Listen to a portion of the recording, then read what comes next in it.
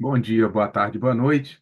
A gente vai começar mais uma aula do Astronomia em 321, esse projeto de extensão do Departamento de Física da Universidade Federal Rural do Rio de Janeiro, que tem como proposta, a cada período, a cada mês, a cada época, ter um tema a ser explorado, e aí isso é feito com vídeos de diferentes profundidades.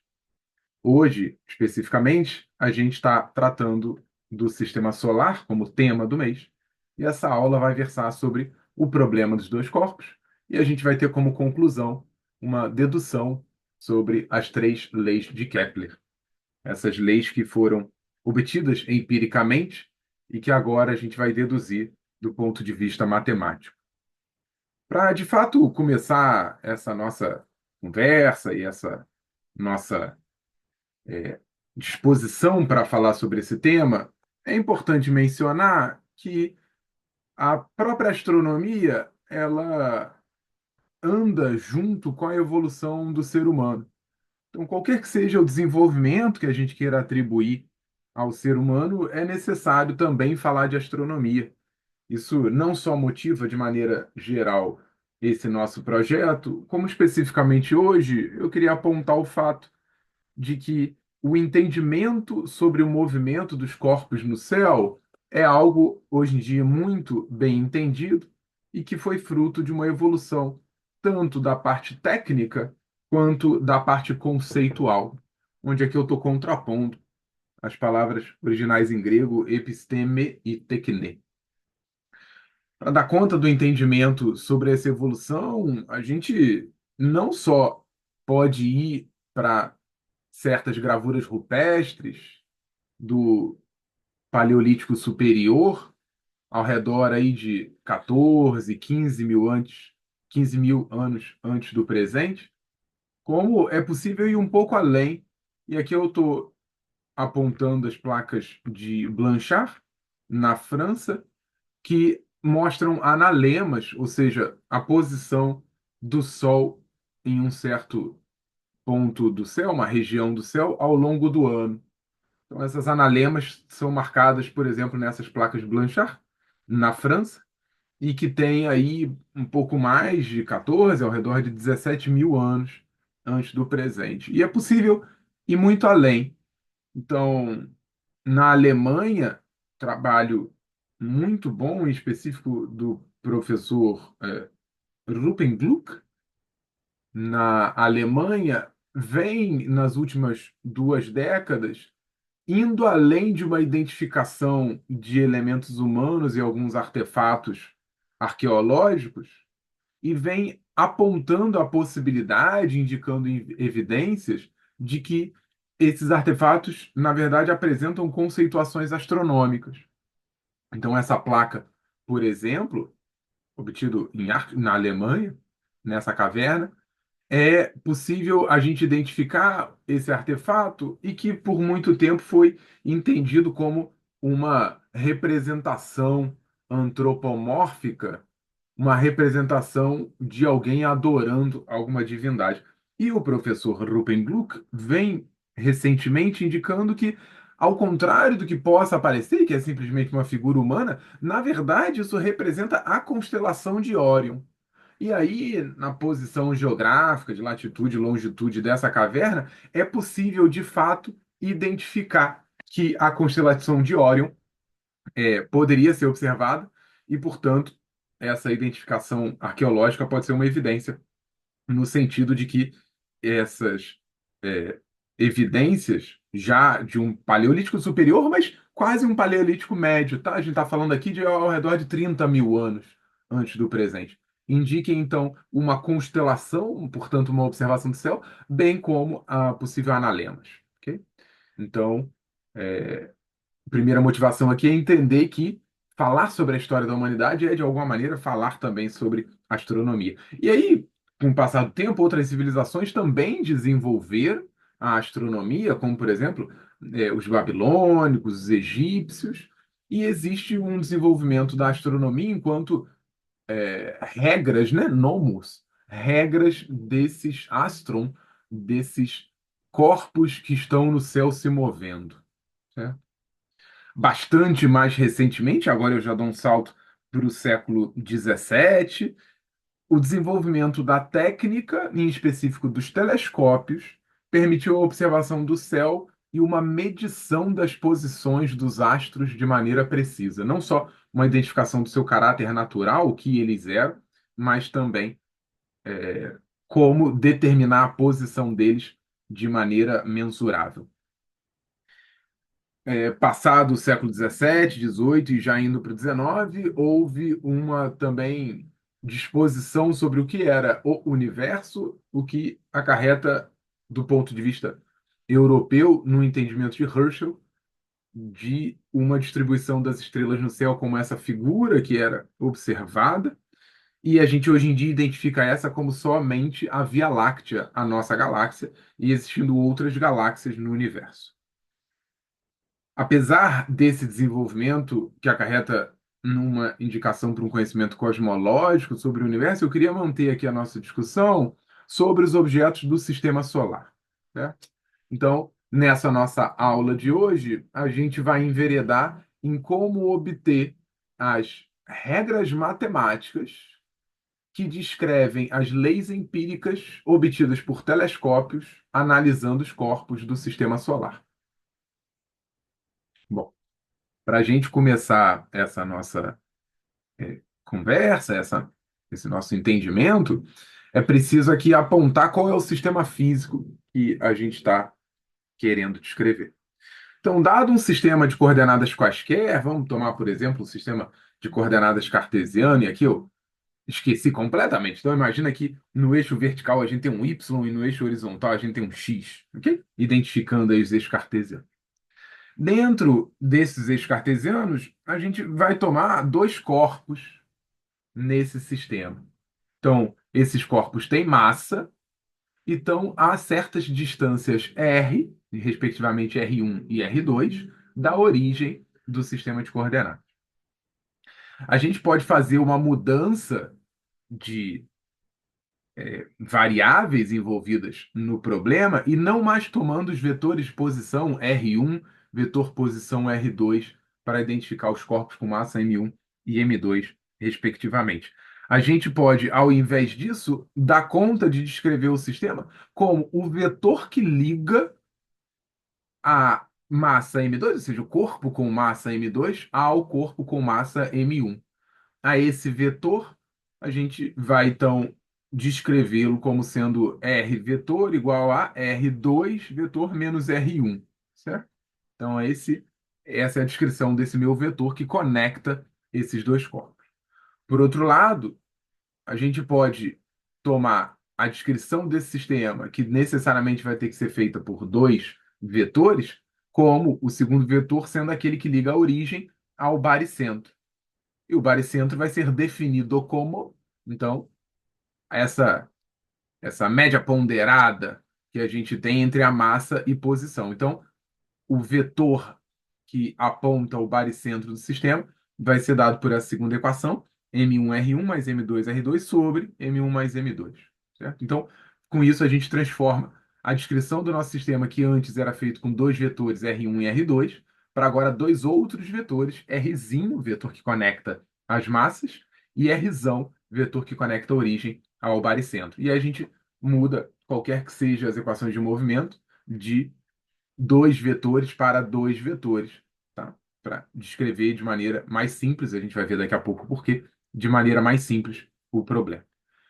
Para a gente dar continuidade, então, nessa análise, a gente pode encontrar os vetores R1 e R2 em termos desses vetores de conexão e vetor de baricentro. Então, se a gente toma as equações anteriores, que descreviam a mudança entre os vetores, e a gente multiplica a primeira por M1 sobre M1 mais M2 e soma com a segunda, a gente vai ter então aqui M1 sobre M1 mais M2 vezes R, ok? Então, estou multiplicando aqui a primeira equação e estou somando com a segunda, certo? Somando com R, vetor R baricentro. E aí, isso daqui vai levar a gente necessariamente a ter M1 sobre M1 mais M2 R2, menos, né? M1 R1 sobre M1 mais M2. mais M1R1 sobre M1 mais M2 mais M2R2 sobre M1 mais M2. E aí, esses dois termos aí centrais, a gente vai usar o elemento neutro da soma, né? Então eles vão se cancelar, a gente pode, de maneira resumida, dizer isso, levando então a uma descrição desse meu vetor R2, colocando ele em termos do Rzinho e Rzão, como sendo M1R sobre M1 mais M2 mais Rzão, ok? Então isso daí vai ser o nosso vetor R2, certo?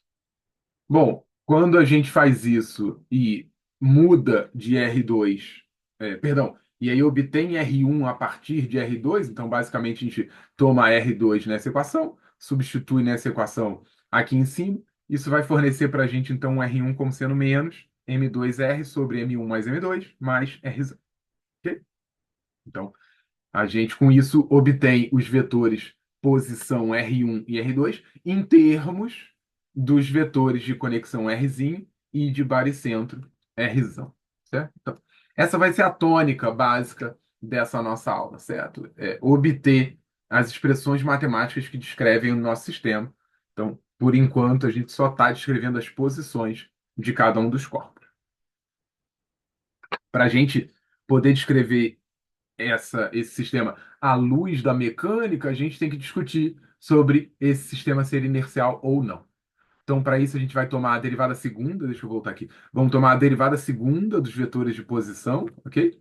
Isso vai dar, então, para a gente que o R1 ponto ponto, ou seja, a derivada segunda no tempo desse primeiro vetor vai ser menos M2, ok? R ponto ponto sobre M1 mais M2 mais Rzão ponto ponto. A gente tem uma soma de termos, a derivada, então, segunda vai ser a derivada segunda, nesse caso daqui, de cada um dos termos.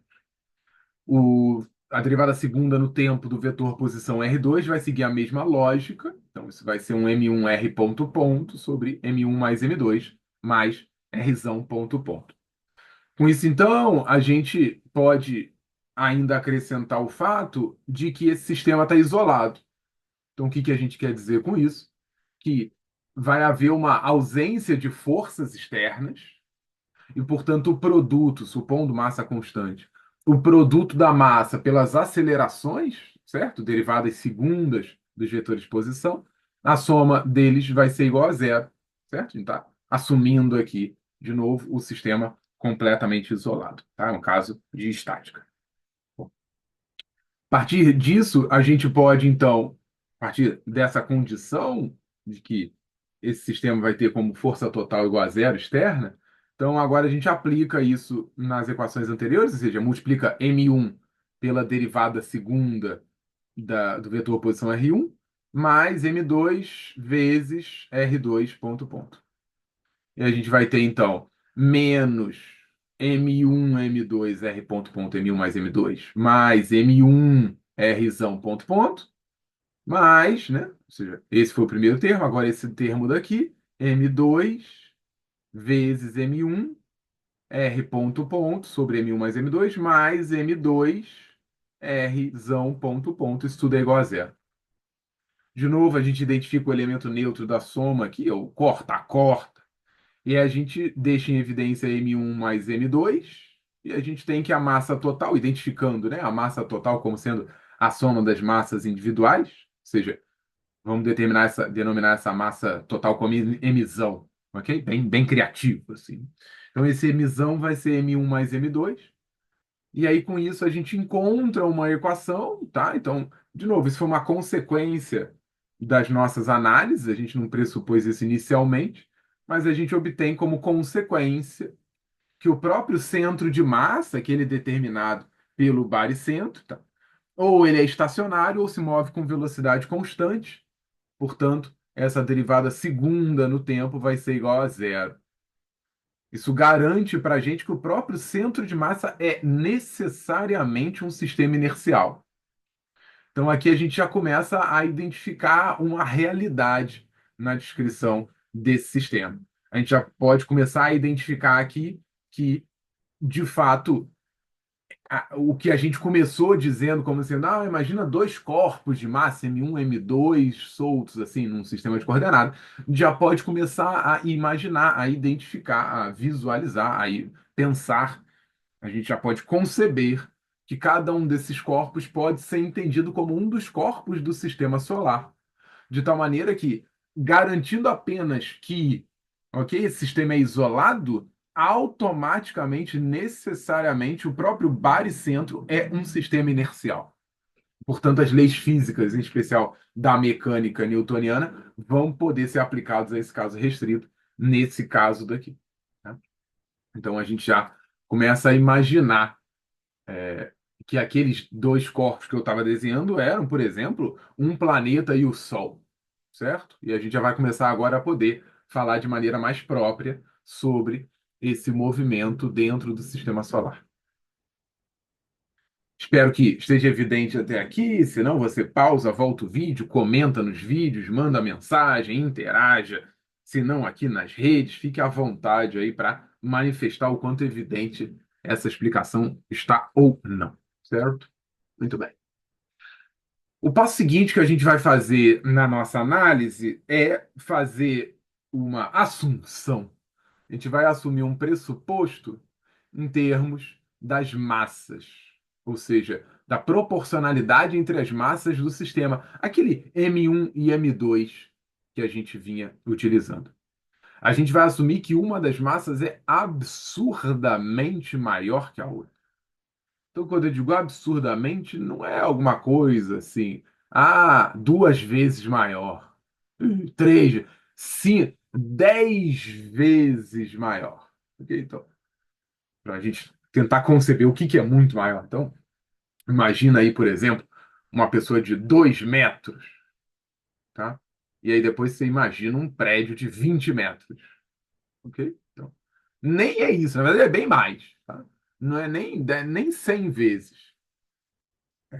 Vamos botar aí pelo menos 1000 vezes é a diferença. Uma massa é, no mínimo, 1000 vezes maior que a outra para o que a gente vai analisar aqui. Pelo menos. Tá? Bem maior mesmo. Maior, um montão maior. De verdade, um montão, muito mesmo de verdade. Já falei? Muito mesmo? Muito mesmo. Esse pressuposto, claro, vai restringir a nossa análise a alguns casos específicos do ponto de vista físico, mas vai representar muito bem o sistema solar. Eu posso afirmar isso porque quando a gente compara o corpo com mais massa, e portanto mais maçudo, do sistema solar, que é o Sol, e a gente compara o Sol com o segundo corpo mais maçudo, que é Júpiter, por mais que eles tenham naturezas muito diferentes, o Sol é uma estrela, Júpiter é um planeta, a gente ainda assim pode falar sobre as massas que eles têm, as quantidades de matéria de cada um deles. E o Sol tem ao redor de 1000 vezes mais massa que o segundo corpo mais maçudo. Imagina todo o resto, certo? Então, esse pressuposto de que um corpo é muito mais maçudo que o outro faz muito sentido e vai ser aceito aqui de muito bom grado. Ele vai descrever muito bem o nosso sistema. Então, daqui para frente, primeiro, o sistema que a gente está analisando é isolado, portanto, a análise de um planeta ao redor do Sol vai assumir que o sistema como um todo é isolado, de tal maneira que o baricentro pode ser entendido como um sistema inercial, não só pode ser entendido, como foi mostrado que é um sistema inercial. E além disso, a gente vai supor que a massa de um dos corpos, por exemplo, o Sol, é muito maior do que a do planeta que a gente está analisando ao redor do Sol. É interessante esse pressuposto, e, repito, ele é validado pela observação, a experimentação indica isso, né? A natureza última da ciência é a observação, e a observação corrobora esse pressuposto. É útil esse pressuposto porque agora, dada a descrição do vetor de posição do baricentro, se uma das massas é muito maior que a outra, então, ao invés de falar vetores posição de cada corpo, eu posso resumir todo o caso a. A gente tem o baricentro como sendo próximo, muito próximo, estando em um dos corpos, e o outro corpo está distante a uma distância r, descrita por um vetor posição r, do corpo central.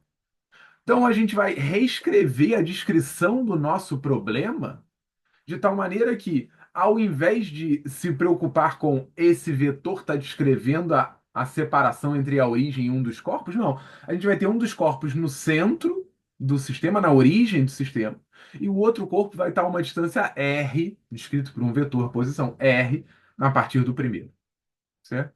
Então, toda a nossa descrição que a gente vai fazer pode ser concebida também dessa maneira como tendo um corpo central, por exemplo, o Sol, no centro do sistema, e o planeta que está orbitando ao redor dessa estrela é o outro corpo distante por uma distância r definida por um vetor posição rzinho. Tá? Bom, essa é a descrição geral do nosso problema.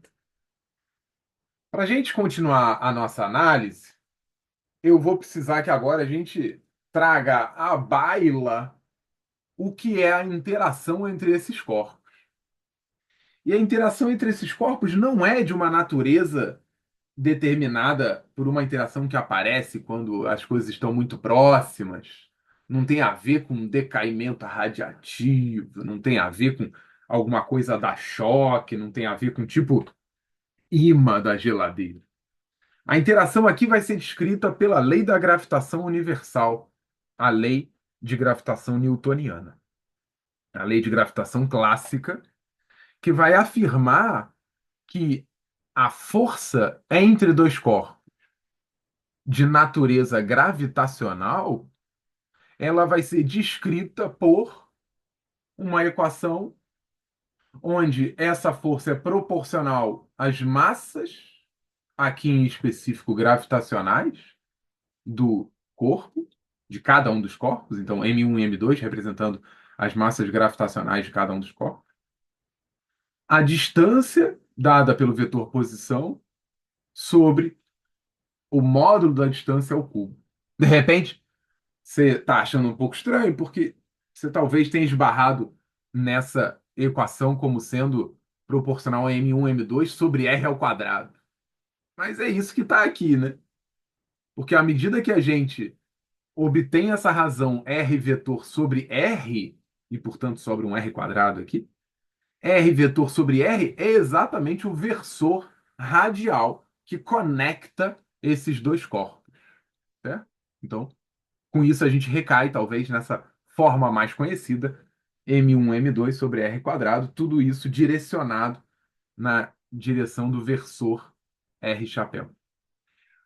Esses termos são os termos que definem a proporcionalidade da intensidade da força, e a proporção dessa intensidade é dada pela constante de gravitação universal. Bom, dada a força pela segunda lei de Newton, também o mesmo nome, segunda lei de Newton, para uma massa constante, uma quantidade de matéria constante, isso me dá a massa vezes a aceleração. E dado o fato observacional que a massa inercial, a quantidade de matéria, é exatamente igual ao valor da massa gravitacional, então a gente identifica rapidamente que dessas forças, dessas forças, a gente pode analisar qual que é a aceleração do sistema.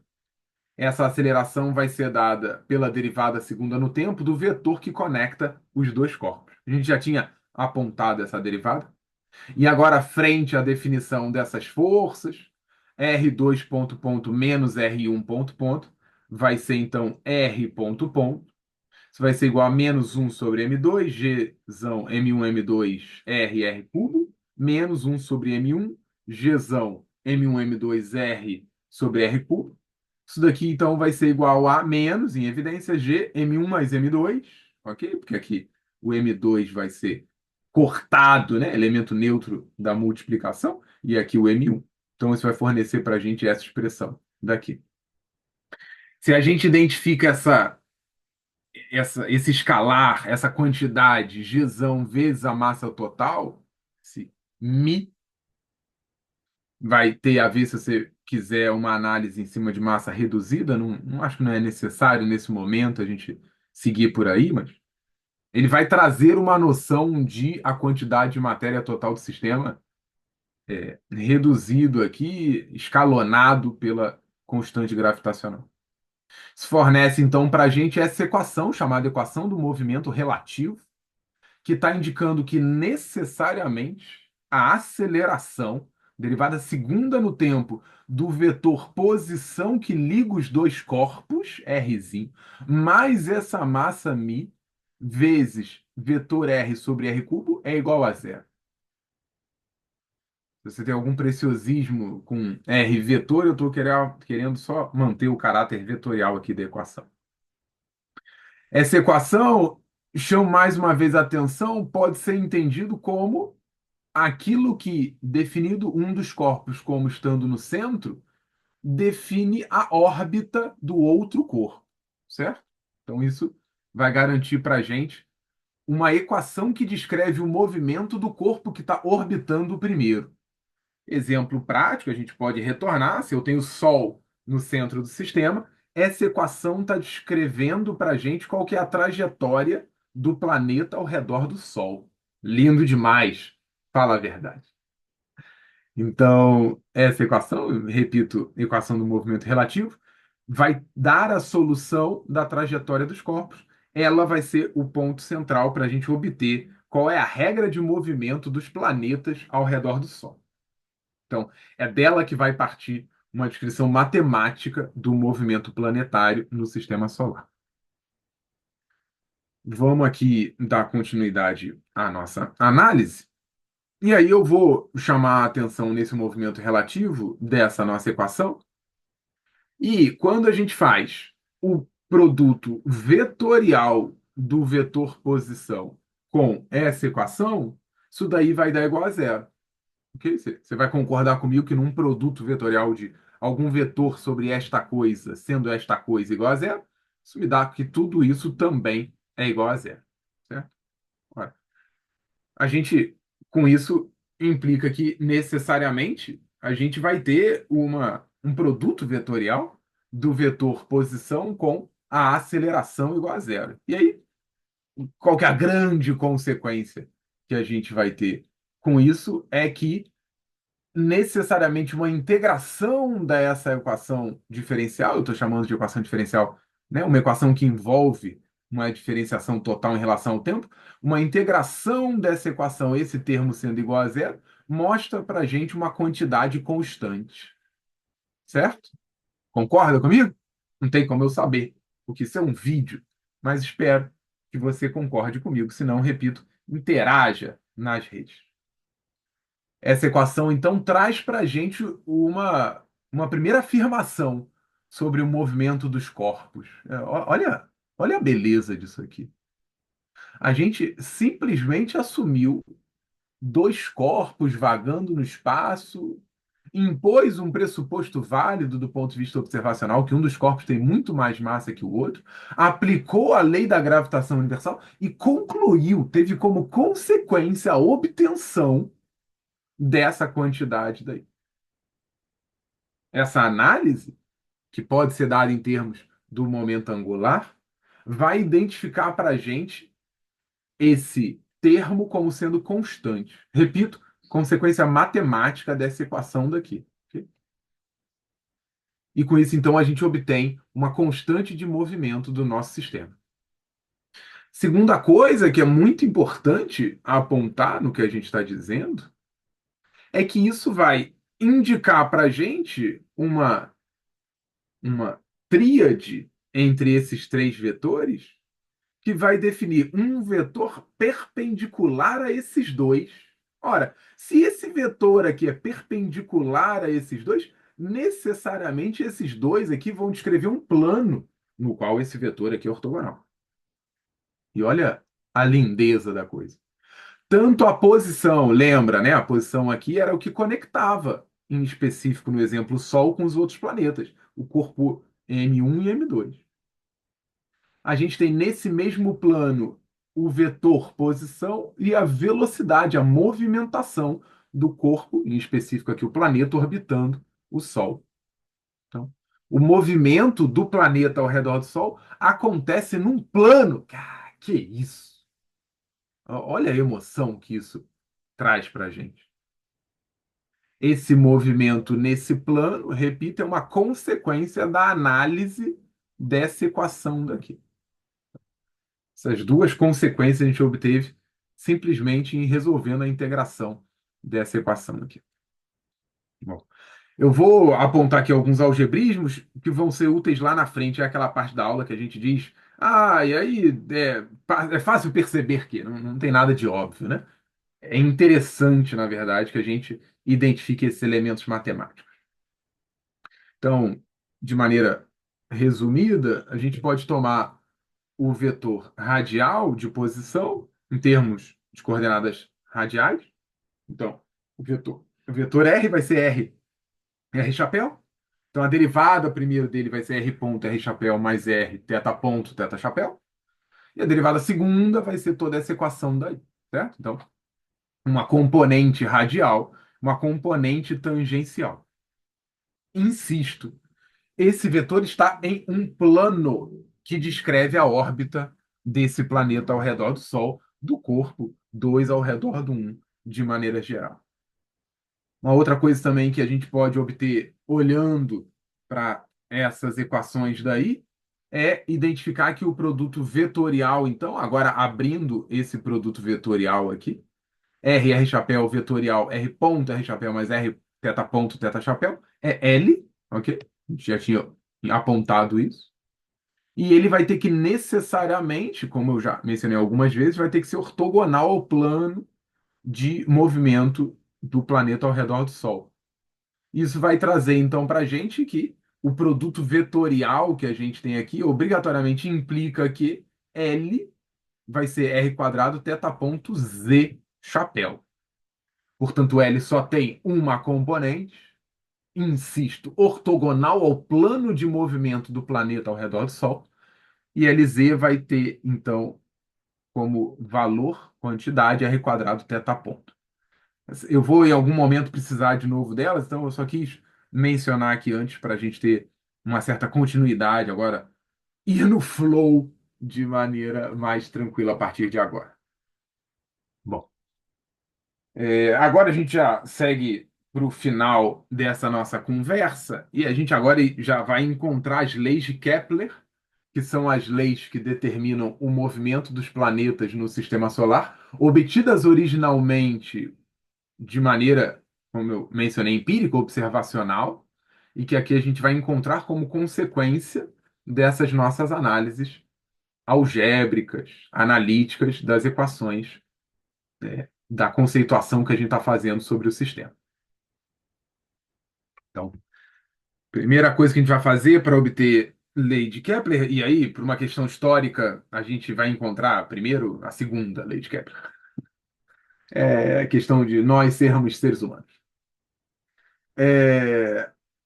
Para a gente encontrar essa descrição, você vê que a sirene está passando aqui no fundo, não sei se você tem o prazer de ouvir, para indicar o quanto importante é esse tema para nós nesse momento. Então, para a gente encontrar a segunda lei de Kepler, o que a gente vai fazer vai ser analisar o movimento do segundo corpo em relação ao primeiro, especificamente do planeta ao redor do Sol, e a gente vai tomar essa figura para representar esquematicamente o movimento. Então, imagina aí no centro, em específico, isso daqui é uma elipse, né? Então, portanto, em um dos focos está um corpo. A gente vai provar mais para frente que tem que ser essa figura, mas por enquanto vamos tomar como um pressuposto. Pelo menos que está num plano a gente já concordou, vai. E aí, esse planeta orbitando ao redor do Sol vai caracterizar nessa sua órbita, ok? Uma certa parte dele, um deslocamento que você vai concordar comigo que, dado uma distância r até o Sol, e tendo ele se deslocado num deslocamento angular de uma pequena variação, um petit comité aqui, de teta, um delta, teta, delta minúsculo, vai implicar necessariamente nessa variação aqui, ok? Então, o deslocamento realizado pelo planeta vai ser necessariamente R delta teta, certo? Então, isso daqui é R delta teta. Ora, essa quantidade daqui, R delta teta, vai descrever o deslocamento e inscrito em todo esse movimento, a gente pode determinar uma área. Vê se você concorda comigo. Não sei se você concorda, espero que sim. Essa área, claro, diminuta, porque eu estou me referindo a uma variação angular pequena, então uma pequena variação de área, um delta A, vai ser aproximadamente, né? Não exatamente igual, mas aproximadamente metade da quantidade que é R vezes R mais dr, pequena variação em R entre um ponto e outro, vezes o seno do ângulo subjacente a esse deslocamento. Se a gente faz uma aproximação e termina e trunca a nossa expansão aqui logo no começo, a gente tem então que essa área delta A vai ser igual a meio de R quadrado delta teta, certo? Isso daí vai ser numa primeira aproximação, e a gente pode usar isso, já que está variando pouco nesse meu deslocamento. Eu estou analisando um movimento de uma certa posição para outra muito próxima. Então, numa primeira aproximação, truncando logo no começo da minha série, a variação da área é metade do que a gente está olhando aí, esse R quadrado delta teta. Se isso é verdade, então, de maneira equivalente, uma variação infinitesimal no tempo dessa área, portanto, um dAdt, vai ser meio R quadrado d teta dt, certo? Porque se uma variação pouca da área é dado por essa expressão, então uma variação infinitesimal em relação ao parâmetro tempo vai ser dado por essa expressão. dA dt igual a meio de R quadrado d θ dt. Bom, se a gente lembra que eu falei que ia ser importante? Falei que ia ser importante. Se a gente volta, deixa eu voltar lá. A gente volta lá para quem era LZ, minha componente Z, ok? Desse meu momento, esse meu L, é aquela quantidade observada a partir da equação do movimento relativo, ok? Obtida aqui originalmente. A gente encontra, sendo LZ, então, R quadrado, essa componente R quadrado θ ponto, lembrando que ponto é a derivada no tempo, então, dA dt vai ser igual a meio de LZ. Opa!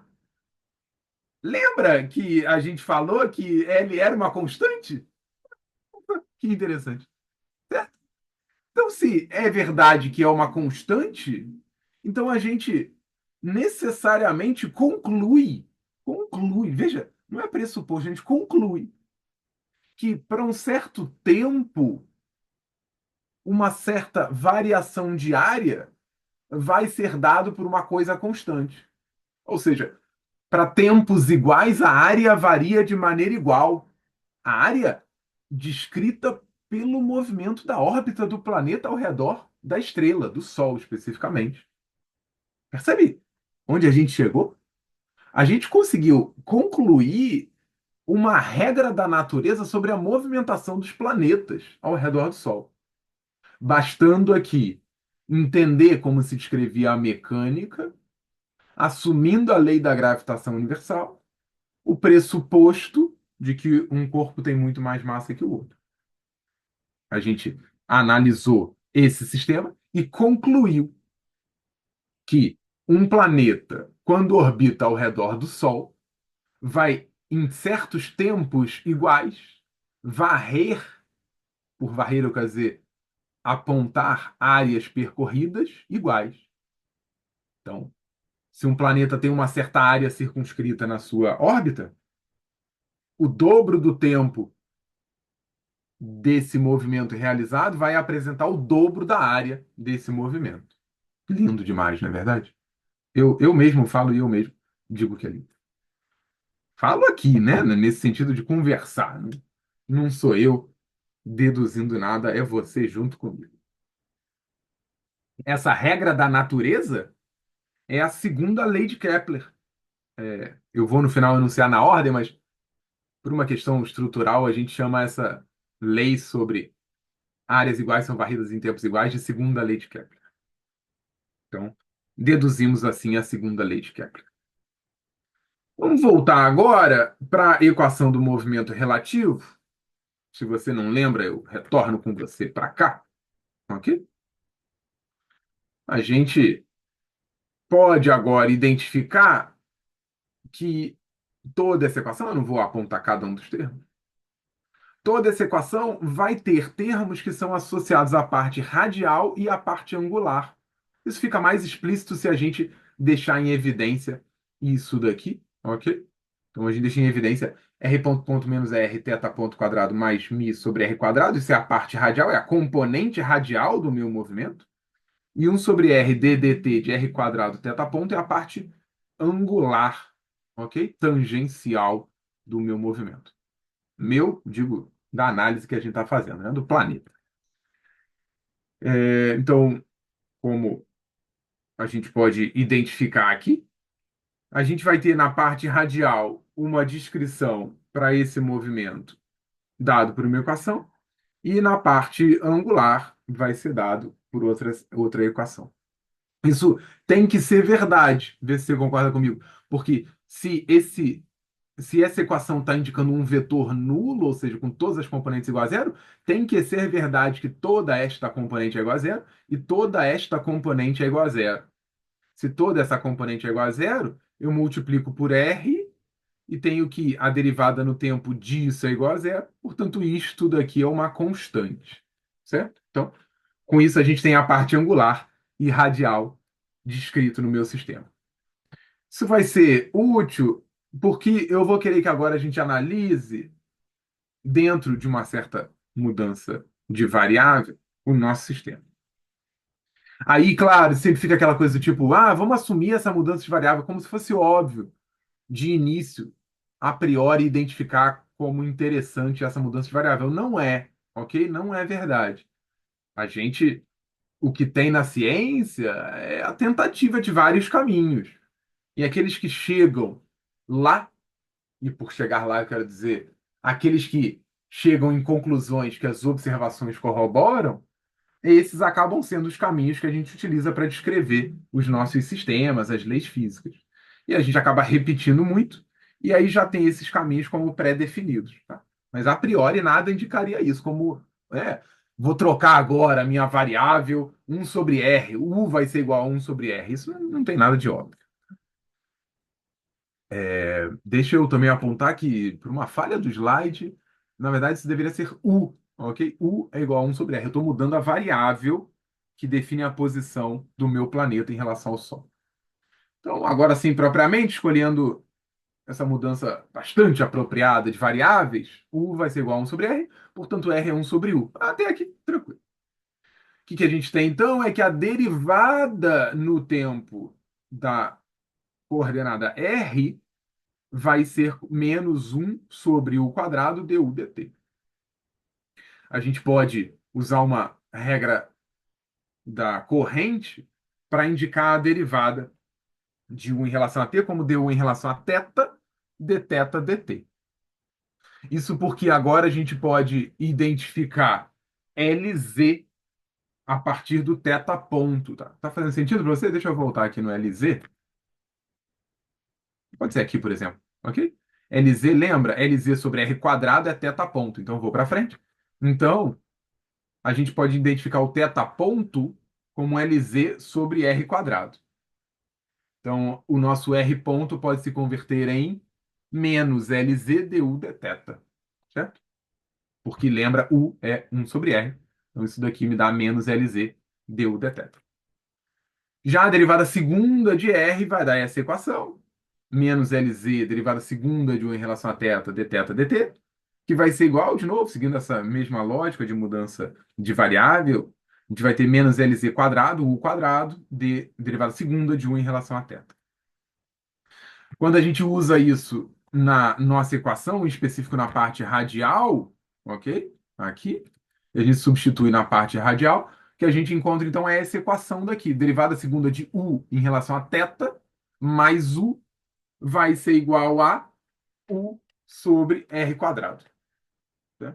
Então, perdão, mi, nesse caso é mi especificamente, tá? Aqui é mi mesmo. Mi sobre R quadrado, sobre LZ quadrado. Tá? Então, derivada segunda de 1 em relação a θ, mais U é igual a mi sobre LZ quadrado. Bom, essa equação daqui a gente consegue resolver por diferentes métodos. A gente consegue resolver essa equação daí, diferencial. E a solução dessa equação é U, em termos de θ, é igual a mi sobre LZ quadrado vezes 1 mais uma certa constante E vezes o cosseno de θ menos ômega, constante ômega. Essas constantes, E, ômega, são constantes das integrações, tem que ter duas constantes. Vê se você concorda. Tem uma derivada segunda aqui, né? Então tem que ter duas constantes para escrever o meu sistema. Então eu posso reescrever essa minha solução não como U em termos de θ, porque U não era a minha variável original, mas sim R como função de θ. E aí definindo P, que é o chamado semilatus rectum, como LZ quadrado sobre mi, a nossa equação obtém essa expressão daqui. R em termos de θ vai ser P sobre 1 mais E cosseno de θ menos ômega, onde esse E a gente vai interpretar como a excentricidade do sistema. Essa excentricidade é importante aqui mencionar, porque essa equação que a gente obteve é exatamente a equação geral das cônicas, ok? Em coordenadas polares. Equação das cônicas. Dentro desse contexto, esse E é a excentricidade, que vai dar conta de o quanto, vamos botar assim, achatada é a minha figura, ok? A minha, a minha curva descrita a partir da minha cônica. Então, das nossas análises geométricas, a gente vai trazer o conhecimento de que na cônica a gente tem quatro figuras possíveis: círculo, elipse, parábola e hipérbole. Elas vão ser obtidas de acordo com cortes que a gente faz, seções que a gente obtém a partir de um cone. E justamente a excentricidade vai me dar conta de diferenciar cada uma delas. O semilatus rectum também vai dar a característica sobre o quanto a gente tem de distanciamento do centro para cada uma das extremidades da figura, mas eu acho que a excentricidade aqui é algo bem importante a se mencionar também. Quanto maior a gente tiver essa excentricidade, mais longe de zero, mais elipsoidal vai ser essa figura quando completa. Quando ela não for completa a partir do cone, a gente tem ou a parábola ou uma hipérbole, dependendo dessa excentricidade, valor dela. Certo?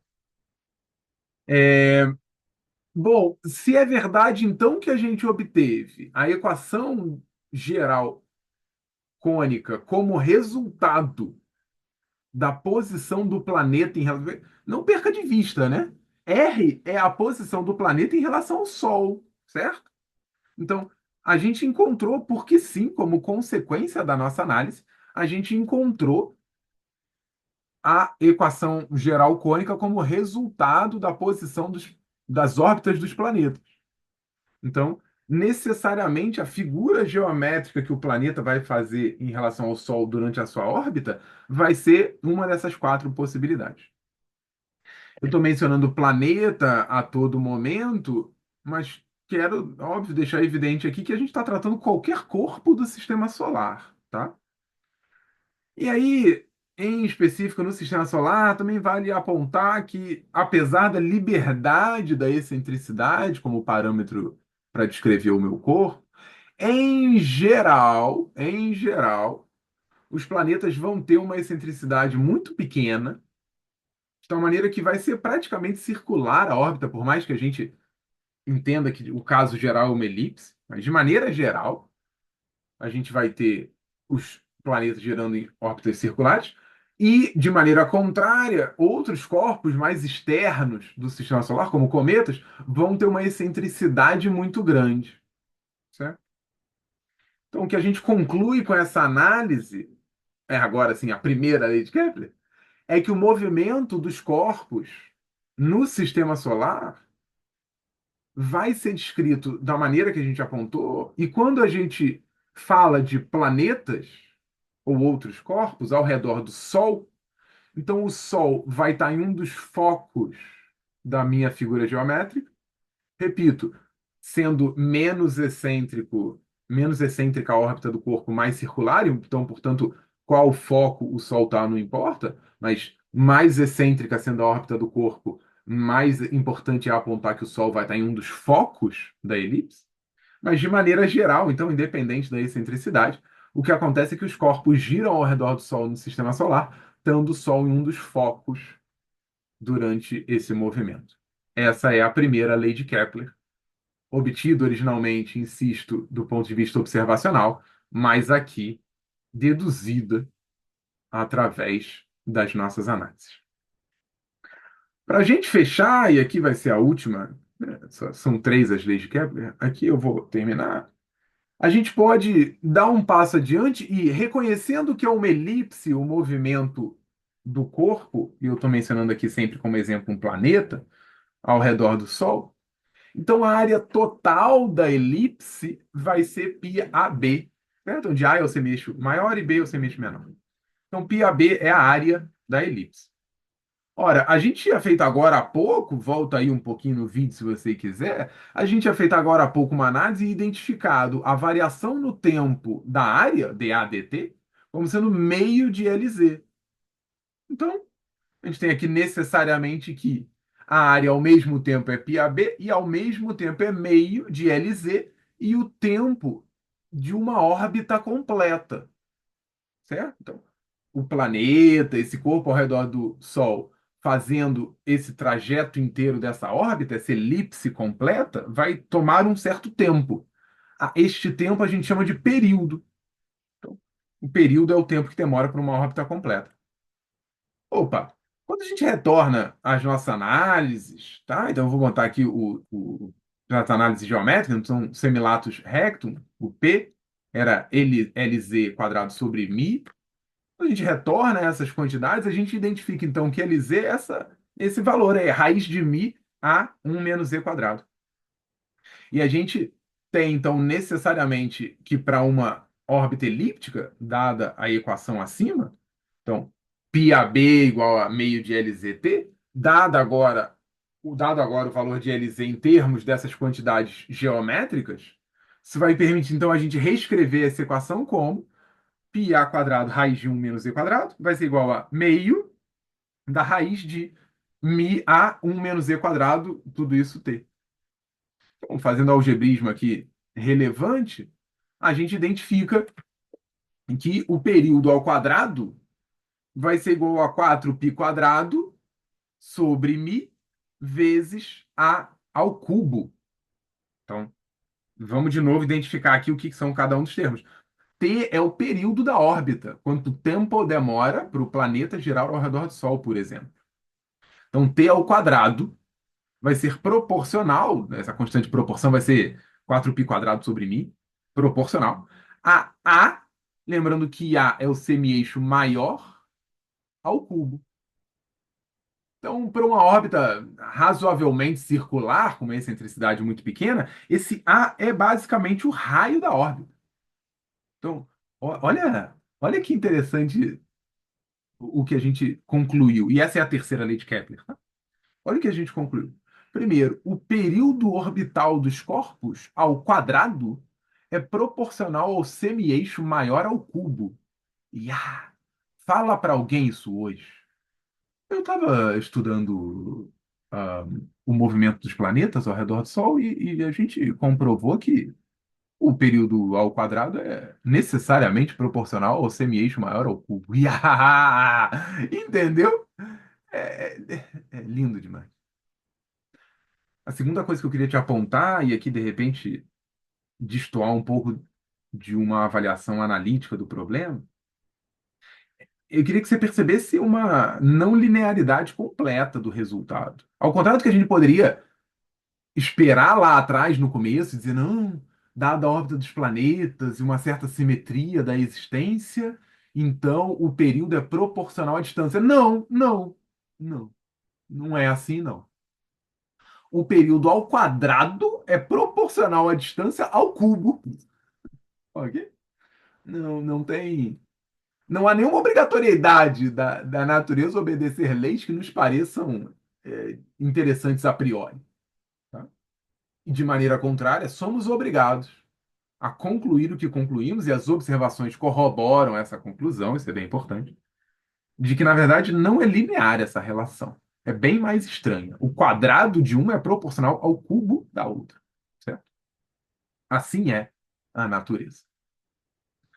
A gente então conclui, essa daí é a chamada terceira lei de Kepler, e descreve de maneira matemática também uma questão observacional, que é uma relação entre demorar mais para uma coisa girar ao redor do Sol e a distância que ele está. Então, em órbitas fechadas como planetas, um planeta mais distante, semi-eixo maior, vai fazer com que o período orbital, o tempo de demora para girar ao redor do Sol, seja maior, por essa relação daí. Bom, aqui eu vou concluir. É, Nosso objetivo foi alcançado. A gente partiu de um apontamento de que a astronomia é um campo de conhecimento tão antigo quanto a própria humanidade. Evidências arqueológicas do Paleolítico vêm indicando cada vez mais isso. Então, portanto, falar sobre entendimento das coisas através das pessoas envolve o entendimento dos objetos no céu. O advento dos telescópios permitiu um aumento da tecnicalidade, tecnicidade, um aumento da técnica das observações. Esse aumento da técnica permitiu que fossem obtidas leis empíricas, ou seja, baseado no que era observado com os telescópios, foram determinadas três leis, sem nenhuma regra matemática por trás, nenhuma dedução matemática, era do que se observava mesmo.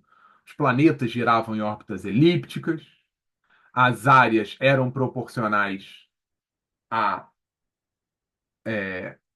o tempo que as coisas tinham na sua caminhada orbital, e um período tinha uma relação com a distância do planeta ao Sol. Bom, a gente obteve analiticamente essas três leis através da gravitação newtoniana, concebendo o sistema do Sol no centro, com muito mais massa, e um corpo, por exemplo, um planeta ao redor dele. E a gente concluiu essas três leis de Kepler como conclusões dessas análises algébricas, certo? Bom, eu vou ficar por aqui. Curte, comente, compartilhe nas redes, nos sigam, apontem lá se acharam interessante, quais outros temas vocês gostariam de ver por aqui, e a gente fica não só aqui nessa aula, mas a gente sim continua nas redes. Muito obrigado, até a próxima.